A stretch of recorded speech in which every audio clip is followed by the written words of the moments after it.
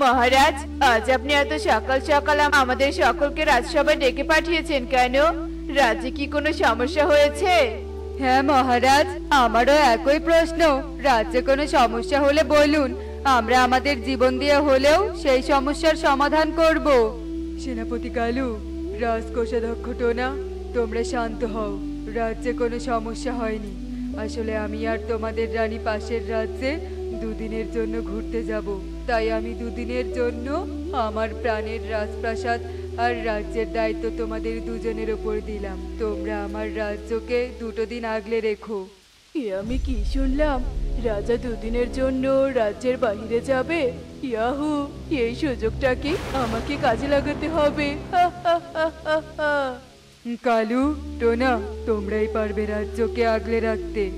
হ্যাঁ মহারাজ, অবশ্যই পারবো। তোমাদের কথা শুনে আমার বেশ খুশি লাগছে। রানী, চলো, আমাদের প্রস্তুত হয়ে বের হতে হবে। হ্যাঁ হ্যাঁ রাজা, চলো। এই বলে রাজা রানী রাজপ্রাসাদ ছেড়ে কক্ষে চলে যায়। এদিকে টোনা বাড়িতে চলে আসে। টুনি টোনাকে দেখে বলতে থাকে, কি টোনা, তুমি এমন হতদন্ত হয়ে বাড়িতে আসলে কেন? আর তোমাকে এত খুশি খুশি বা লাগছে কেন? টুনি, আমার স্বপ্ন পূরণ হতে যাচ্ছে। স্বপ্ন? কিসের স্বপ্ন পূরণ হতে যাচ্ছে? আমি তো কিছুই বুঝতে পারছি না, আমাকে খুলে বলো তো। বলছি বউ, বলছি, শোনো। রাজা আর রানী দুদিনের জন্য রাজ্যের বাইরে যাচ্ছে। আর এ দুদিনেই আমি রাজকোষাগারের সমস্ত টাকা পয়সা এমনকি মোহর লুট করব, আর হয়ে যাব এবনের সবচেয়ে বড় ধনী পাখি। আর আমি হব সেই ধনী পাখির স্ত্রী। আমার অনেক গহনা চুরি থাকবে, কিন্তু আমার একটা বিষয় নিয়ে চিন্তা হচ্ছে। চিন্তা? কি নিয়ে তোমার এই আনন্দের সময় চিন্তা হচ্ছে টুনি? তুমি তো রাজকোষাগারের দায়িত্বে আছো। রাজকোষাগার 1 পয়সা লুট হলে সেনাপতি কালু আর রাজামশাই তো তোমাকে আক্রমণ করবে, তখন কি হবে গো? আমাকে ধরা এত সহজ নয় টুনি। এমন বুদ্ধি করেছি না, রাজা কেন, রাজার বাপও আমাকে ধরতে পারবে না।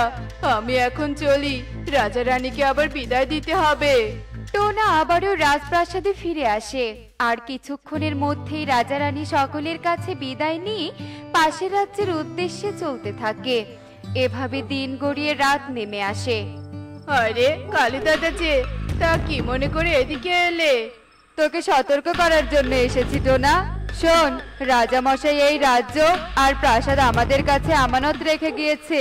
আমরা সেই আমানতের খেয়ানত হতে দিব না, বুঝেছিস? আমরা সততার সাথে এই সব কিছু আগলে রাখবো।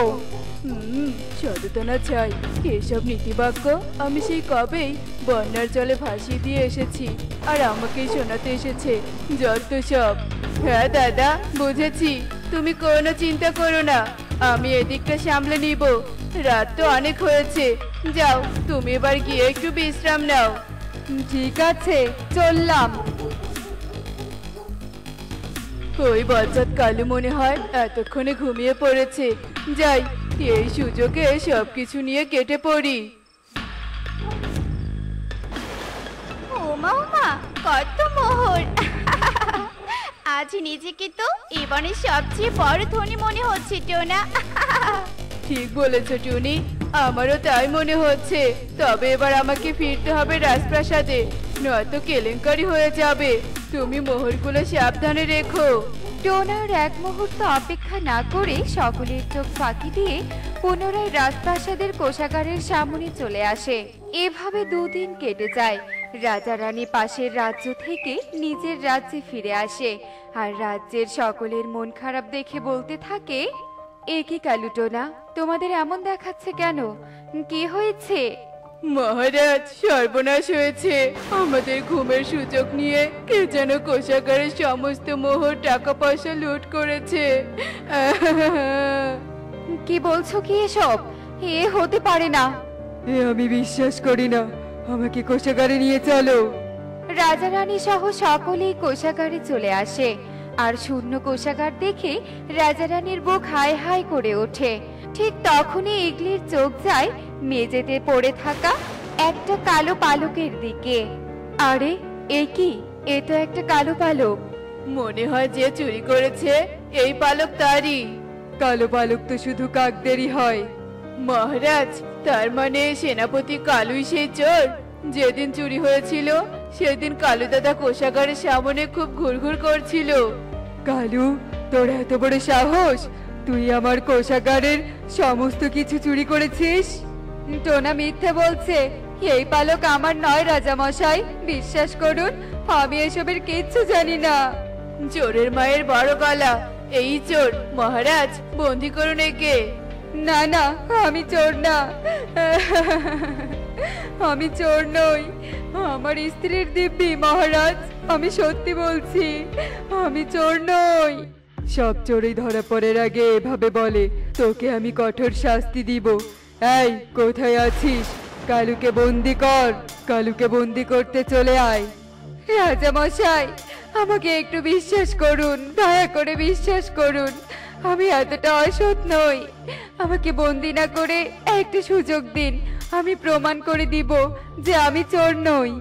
বেশ, দিলাম তোকে একটা সুযোগ। তুই যদি 3 দিনের মধ্যে আসল চোরকে ধরতে পারিস তাহলে তুই মুক্ত, আর যদি না পারিস তাহলে তোকেই শাস্তি পেতে হবে। ঠিক আছে মহারাজ, ঠিক আছে। কালু, তুমি এই 3 দিনের মধ্যে কে আসল চোর সেটা কিভাবে বের করবে? আমার যে বড্ড চিন্তা হচ্ছে, তোমার কিছু হলে আমি যে বাঁচবো না। কেঁদো না কাকুলি, সৎ পাখিদের সাথে বিধাতার আশীর্বাদ থাকে। দেখবে আসল চোর ধরা পড়বেই পড়বে, সততার জয় হবেই হবে। কালু, তোমার কি কাউকে সন্দেহ হয়? আমার টোনাকে সন্দেহ হয়, ওই টোনার ওপর আমার নজর রাখতে হবে। তাহলে আর দেরি কিসের? এক্ষুনি যাও আর ওর উপর নজর রাখতে শুরু করো। কাকুলের কথা মতো কালু আর দেরি না করে টোনার উপর নজর রাখার উদ্দেশ্যে চলতে থাকে। এদিকে টোনা, যদি আমরা ধরা পড়ি তখন কি হবে? বোকা বউ আমার, কখনোই ধরা পড়বো না। আর 3 দিনের মধ্যে কালু আমাদের ধরতেও পারবে না। আর 3 দিন পর কালু বন্দি হলে আমরা সমস্ত মোহর টাকা পয়সা নিয়ে অন্য বনে চলে যাব আর পায়ের ওপর পা তুলে খাবো। হা হা হা হা হা।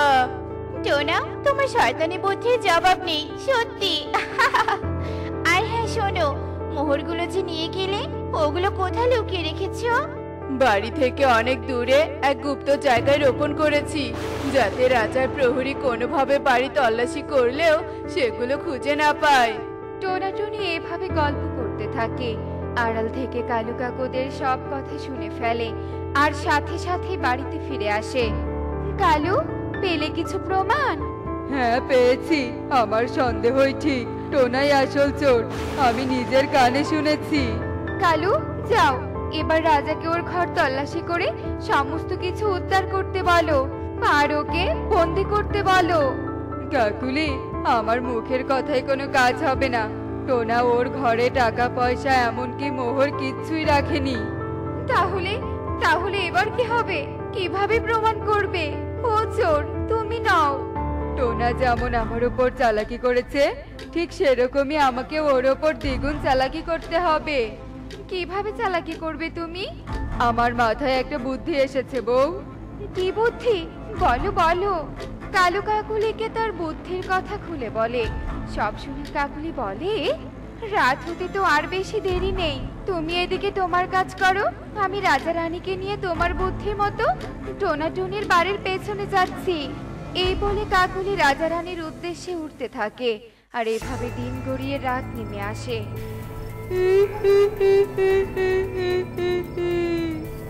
এই, কে কে কে কে রে তুই? এভাবে আমাদের ঘরে কি করছিস? আমি ভূত, সৎ ভূত। আমি এখানে অসৎ চোর পাখিদের মারতে এসেছি। ভূত? ওরে মারে! ভূত দাদা, এখানে অসৎ আর চোর পাখি নেই, তুমি অন্য কোথাও যাও, তুমি ভুল ঠিকানায় চলে এসেছো। না না না না, আমি সঠিক ঠিকানায় এসেছি। আমি তোদের মারবো। মরবি তোরা। আমাদের ছেড়ে দাও, আমাদের মেরো না। তোরা যত অন্যায় করেছিস সব স্বীকার করলেই ছেড়ে দিব। করছি, সব স্বীকার করছি। কিছুদিন আগে আমি রাজকোষাগার থেকে সবকিছু চুরি করেছি, আর সেখানে আমার একটা পালক কালো রং করে রেখেছিলাম, যার কারণে নির্দোষ সেনাপতি কালু অপরাধী হয়ে গেছে, আর আমি পার পেয়ে যাই। তুই আর পার পাবি না রে টোনা, তুই সব সত্যি নিজের মুখে স্বীকার করেছিস। কাকুলি, রাজা আর রানীকে নিয়ে এসো। কালুর কথা মতো কাকুলি সেখানে রাজা রানী সহ উপস্থিত হয়। তোমরা সবাই এখানে, আর তুমি ভূত নাও, তুমি কালু দাদা? আরে বজ্জাত, ও কালু, আজ কাকের চালাকির জন্য আসল অপরাধী ধরা পড়লো, নয়তো আমার হাতে এক নির্দোষের শাস্তি হতো। বদমাইশ চোর, তোকে ছাড়বো না আমি। রাজামশাই, আমার ভুল হয়েছে, আমাকে ক্ষমা করে দিন, আমি আর এমনটা কখনো করব না। তুই ক্ষমার অযোগ্য কাজ করেছিস, তোর শাস্তি অন্ধকার কারাগার।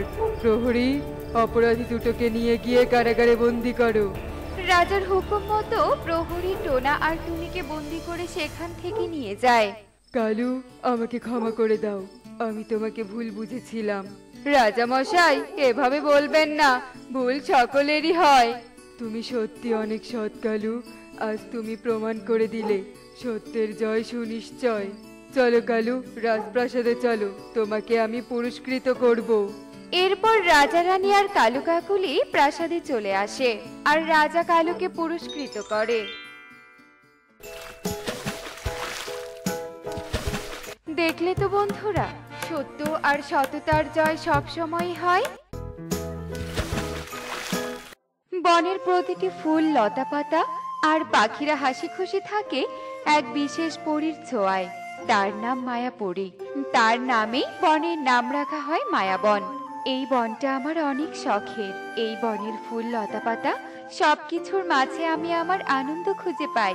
যতদিন আমি এই বনে আছি, ততদিন এই বনের কোনো পাখিদের কোনো ক্ষতি হতে দেব না। মায়াপরী, এবার আর তোর রক্ষে নেই।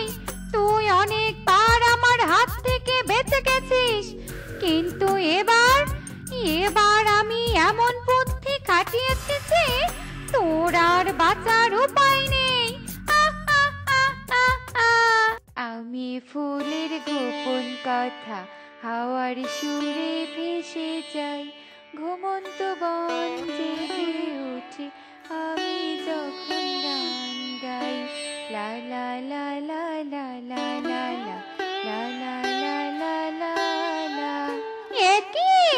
এটা মায়াপরীর কণ্ঠ না? ও তো এদিকেই আসছে। এখন আমি কি করব?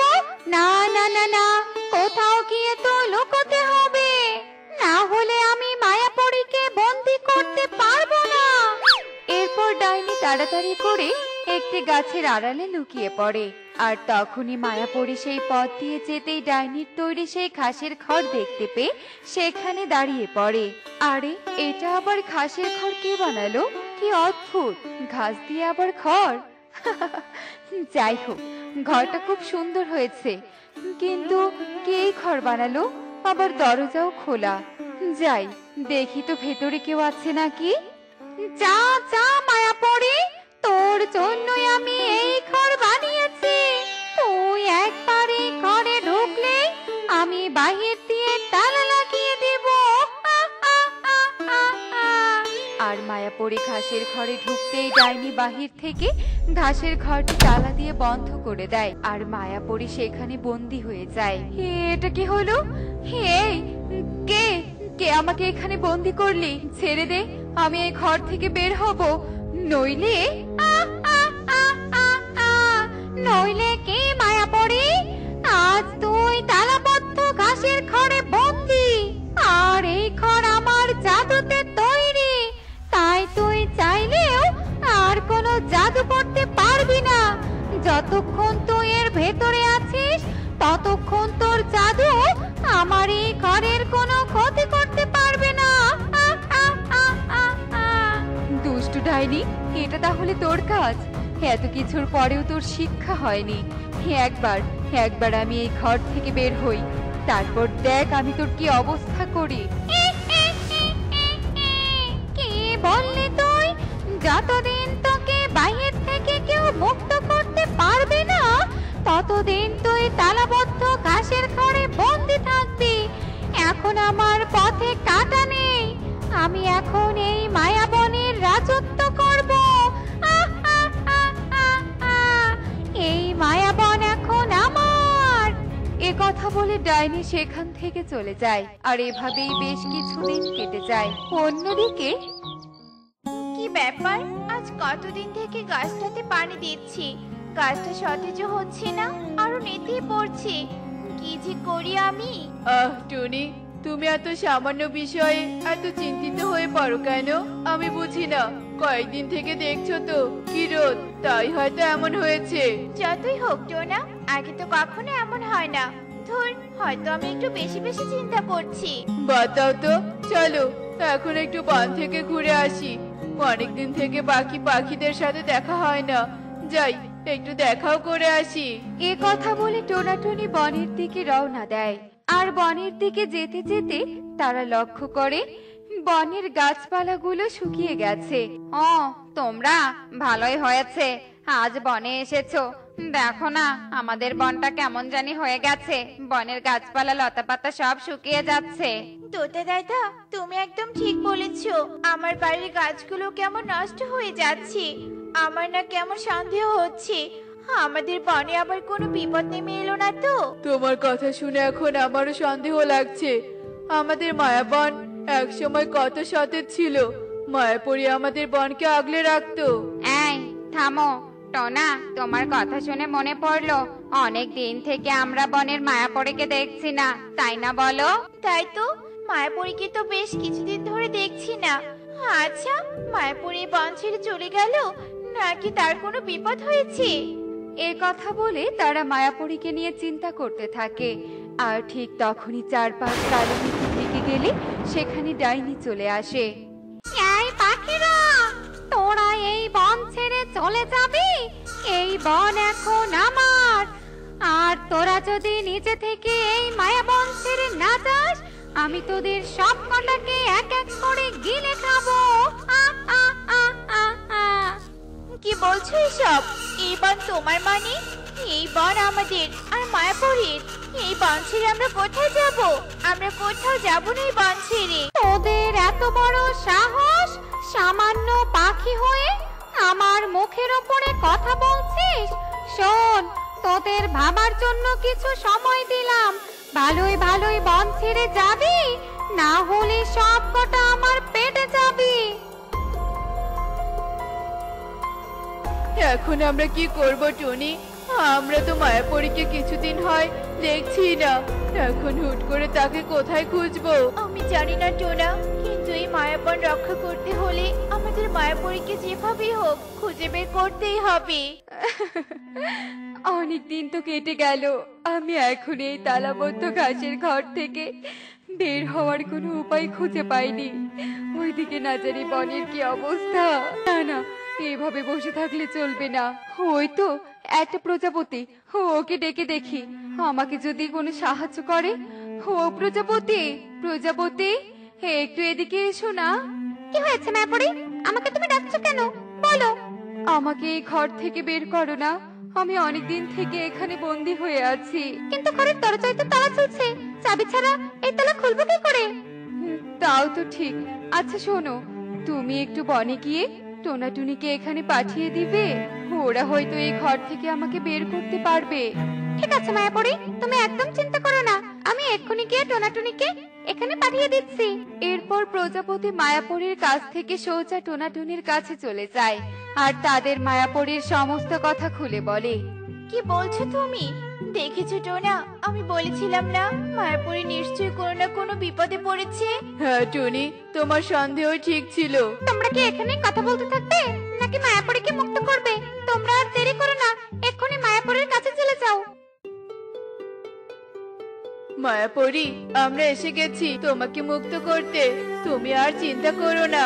আমি জানতাম তোমরা আসবে, এখন তাড়াতাড়ি এই তালাটা খুলে আমাকে এখান থেকে বের করো। কিন্তু চাবি ছাড়া তোমাকে এই ঘর থেকে কিভাবে বের করবো মায়াপুরী? আর তোমাকে এই তালাবদ্ধ ঘাসের ঘরে কে বন্দি করলো? আমাদের জানা মতো তোমার তো কোনো শত্রু নেই, তুমি তো অনেক ভালো মনের, তোমার আবার কে ক্ষতি করতে চাইবে? আছে টুনি, শত্রু আছে। তোমাদের মনে আছে ডাইনির কথা? যে আমাদের মায়াবন তার নিজের দখলে করে নিতে চায়। সে জানে আমি থাকতে সে কখনই মায়াবনে রাজত্ব করতে পারবে না, তাই আমাকে বন্দি করে রেখেছে। হ্যাঁ, মনে পড়েছে। ওই ডাইনি তো কিছুদিন আগে বনে এসে আমাদের বন ছাড়তে বলেছিল। ওই ডাইনি তাহলে তোমাকে বন্দি করেছে? হ্যাঁ টুনি, আর আমার কোনো জাদু এই খাসের ঘরের ভেতরে কাজ করবে না, তাই আমি নিজে থেকে এখান থেকে বের হতে পারিনি। কিন্তু এখন আমরা কি করব? কিভাবে তোমাকে বের করব? আমাদের কাছে তো ওই তালার চাবি নেই। সেটাই তো ভাবছি, আর ওই ডাইনির কাছে ভুলেও চাবির জন্য যাওয়া যাবে না।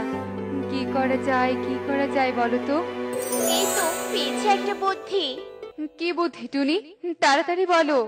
তোমার জাদুর কাঠিটা আমার হাতে জানালা দিয়ে দাও। কিন্তু টুনি, তুমি আমার এই জাদুর কাঠি দিয়ে কি করবে? তোমার জাদু ঘরের ভিতরে থাকাতে কাজ করবে না, কিন্তু বাইরে তো করবে। তোমার জাদুই কাঠি দিয়ে ওই তালায় জাদু করলে হয়তো তালা খুলে যাবে। আরে হ্যাঁ, তাই তো। এ কথা তো আমি ভেবে দেখিনি। তোমার তো দেখি অনেক বুদ্ধি টুনি। এখন তাড়াতাড়ি আমাকে বের করো। এরপর টুনি মায়াপুরীর জাদুই কাঠি দিয়ে সেই তালায় জাদু করলে সঙ্গে সঙ্গে তালা খুলে যায়, আর মায়াপুরী তালাবদ্ধ ঘাসের ঘর থেকে মুক্তি পেয়ে যায়। তোমাদের অনেক ধন্যবাদ টোনা টুনি। প্রজাপতির কথায় তোমরা যদি না আসতে, তাহলে হয়তো কখনোই আমি মুক্তি পেতাম না। কিন্তু ওই ডাইনি তো আবার আমাদের বনে আসবে। তুমি চিন্তা করো না, আমি এক্ষুনি গিয়ে ওই ডাইনিকে আমার জাদু দিয়ে ভৎস করে দিব, যেন ও আর কখনো আমার বনের দিকে ফিরেও না তাকায়। তোমরা বনে ফিরে যাও, আমি ওই ডাইনিকে শেষ করে বনে ফিরছি।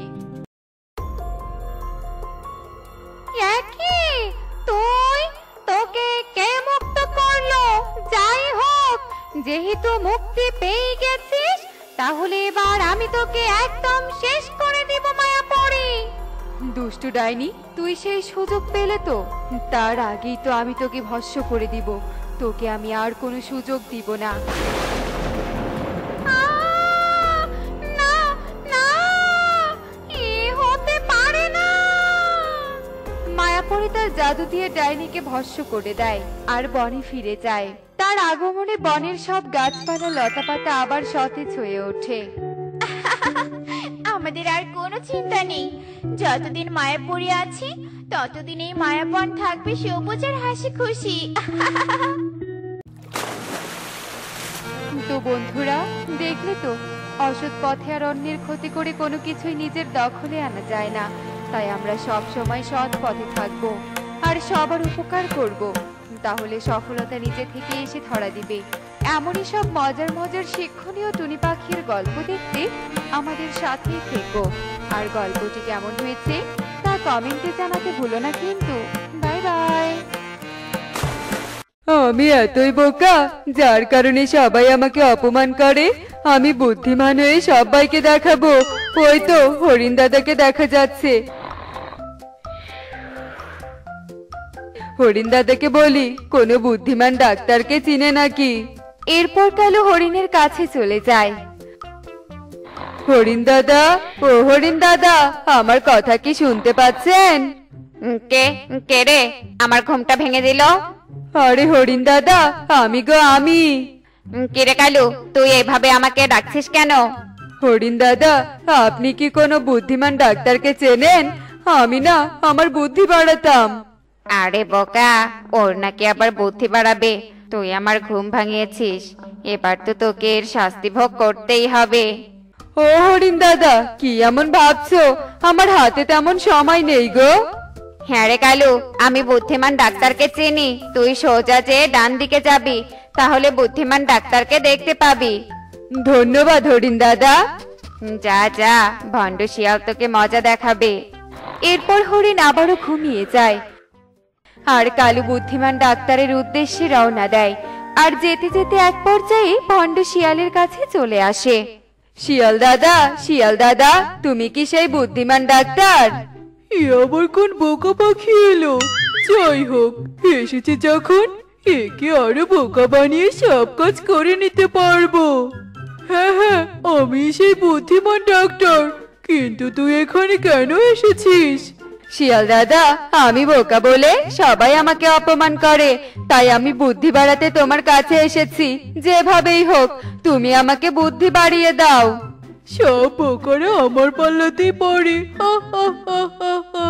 হ্যাঁ হ্যাঁ কালু, আমি তোকে অনেক বুদ্ধি বাড়িয়ে দিব, কিন্তু তোকে আমার এখানে থাকতে হবে।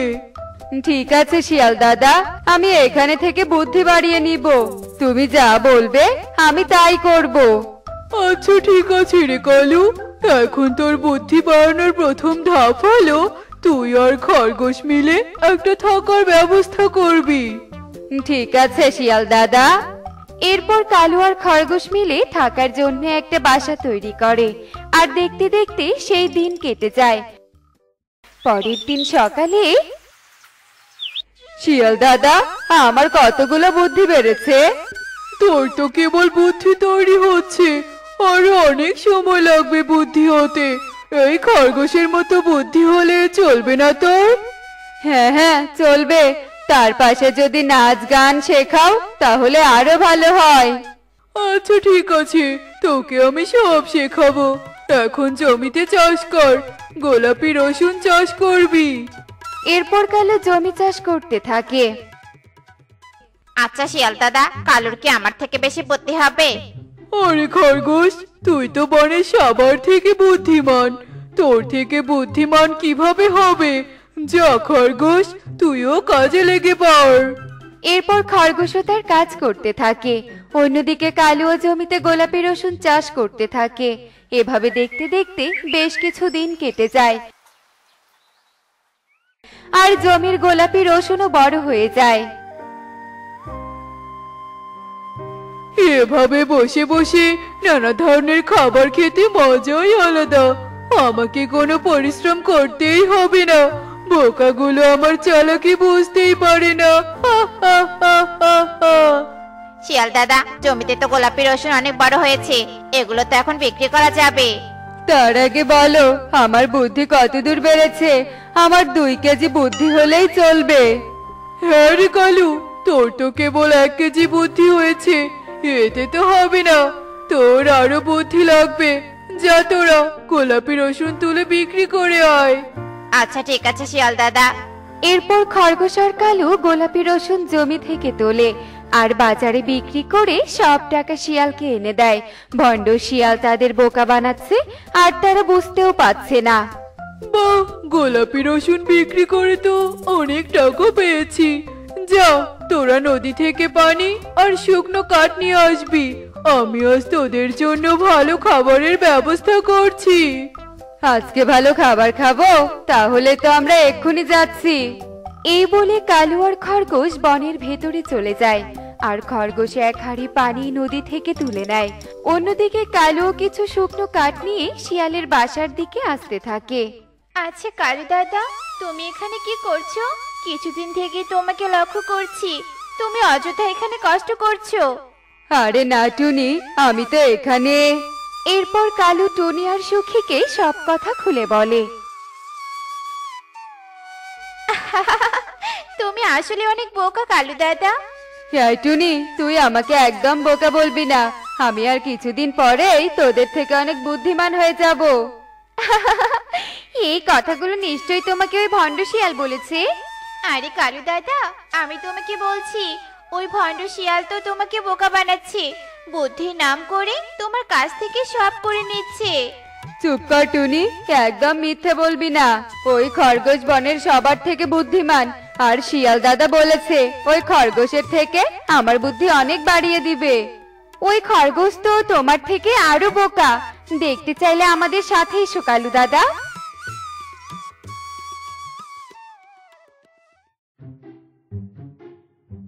আচ্ছা খরগোশ, তুমি কোথায় যাচ্ছ? কেন? আমি তো শিয়াল দাদার বাসায় যাচ্ছি। তোমার হাতের পানিগুলো শিয়াল দাদার হাঁড়িতে কিভাবে ভরাবে? আমি তো এইভাবে শিয়াল দাদার হাড়িতে ভরাবো। এই বলেই খরগোশ পানিগুলো মাটিতে ঢালে আর সবাই অনেক অবাক হয়ে যায়। আমরা তো সব বুঝে গেছি। কালু দাদা, তুমি কি কিছু বুঝেছো? হ্যাঁ হ্যাঁ, আমিও সব বুঝে গেছি। ঠিক আছে খরগোশ, তুমি এখন আসতে পারো। এরা তো বোকা, এসব নাকি আবার দেখিয়ে দিতে হয়। কোথা থেকে যে আসে এসব বোকারা। এরপর খরগোশ এসব বলে চলে যায়, কিন্তু সে বুঝতে পারলো না যে সে সব পানি মাটিতে ঢেলেছে। দেখলে তো কালু দাদা, তোমাকে কত বোকা বানানো হচ্ছে। হ্যাঁ, আমি তো সব বুঝতে পেরেছি, কিন্তু আমি এখন কি করব? কালু দাদা, তোমার মন অনেক সহজ সরল, তাই তুমি অন্যদের খুব সহজেই বিশ্বাস করতে পারো। অন্যকে বিশ্বাস না করে তুমি তোমাকে বিশ্বাস করবে। তুমি অনেক পরিশ্রমী, তোমার পরিশ্রমের কারণে অনেক দূর এগোতে পারবে। কালু দাদা, তুমি অনেক পরিশ্রম করেছো। যাও, এখন তুমি তোমার পরিশ্রমের টাকা শিয়ালের থেকে বুঝে নাও। ঠিক আছে রে, তোদের অনেক ধন্যবাদ। এরপর কালু শিয়ালের কাছে যায়। শিয়াল দাদা, আমার পুরো বুদ্ধি চলে এসেছে। তুমি আমার পারিশ্রমিক দাও, আর টাকা না দিলে অনেক খারাপ হবে। তোর বুদ্ধি চলে এসেছে মানে? আচ্ছা, তুই আমার কিছু করিস না, এই নে তোর পারিশ্রমিক। এরপর কালু তার পারিশ্রমিক নিয়ে তার বাসায় চলে যায়। দেখলে তো বন্ধুরা, অন্যের কাছে বুদ্ধি খুঁজতে না যেয়ে নিজের বুদ্ধি কাজে লাগাতে হয়, তাহলে জীবনে উন্নতি করতে পারবে। এমনই সব মজার মজার শিক্ষণীয় টুনি পাখির গল্প দেখতে আমাদের সাথেই থেকো। আর গল্পটি কেমন হয়েছে তা কমেন্টে জানাতে ভুলো না কিন্তু। Bye bye.